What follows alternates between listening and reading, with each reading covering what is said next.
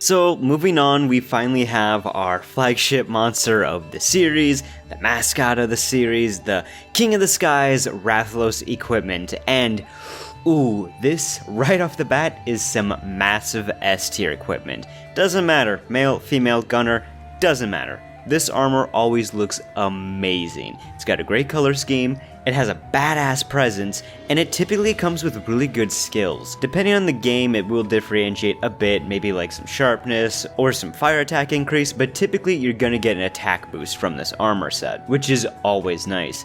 Sure, depending on the game, when you're also using decorations to augment it and boost that up a little bit better, you might end up with some negative defense, but honestly, I think that's a pretty good trade-off. Rathalos armor, S tier. Always looks awesome, is fantastic, I love it, it's one of my favorites. It's perfect because the mascot of the series, the most known monster of the series, should have great looking armor that's also useful and worthwhile going for. Sure, Rathalos isn't the most fun monster to hunt sometimes, but his equipment is amazing. Then we have the Palico armor, which is also pretty S tier. It's really good. It's very similar to that of the Hunter's armor set, where it looks like pieces of the Rathalos scales, mixed with some knightly bits, create together this nice little armor set for the Palico, and a cool little great sword looking blade. It's nice. Again, S tier for the Palico set as well.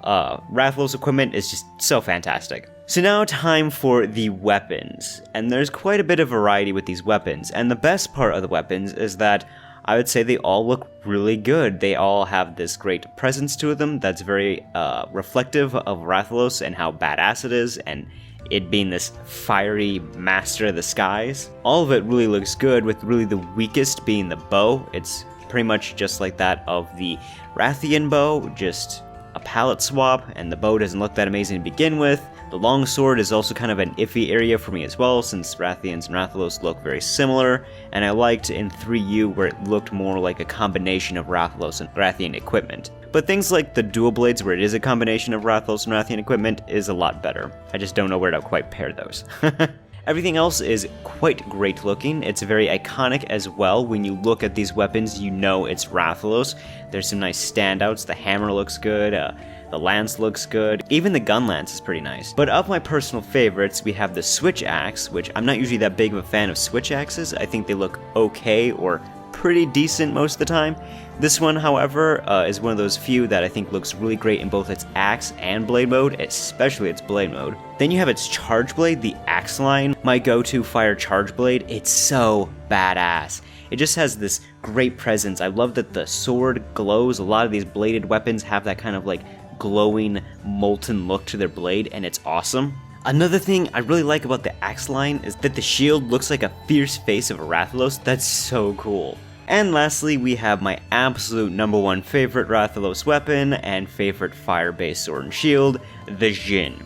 Now, quick little disclaimer, the Jin, for those of you who might not know, upon upgrading it throughout the high rank and G rank variants, the blade tends to change. It goes from this crescent shape to more of a straight point shape, and I hate it. The Jin in of itself, the base design, is my favorite. I think the crescent blade looks a lot cooler, and I am absolutely disappointed that it wasn't in World.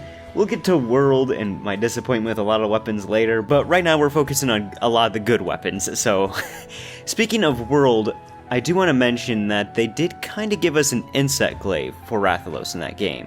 You didn't get its more unique design until you hit high rank, which is rather annoying to me, but that's another topic, and it looks fairly decent. I haven't made it yet myself, so I haven't played around with it much, but I do appreciate the Rathalos having an insect glaive, and hopefully I'm right about Rathian having one as well. So I'm really excited to see him return in Rise. I'm also excited for Rise to bring back my proper Jin, because I love that weapon, that variant of the weapon, the most. I think it's fierce, I think it's cool, it's awesome. So yeah, that's everything when it comes to Rathalos. In terms of first generation monsters, I think Rathalos has the most solid equipment. By far my favorite of the first generation monsters.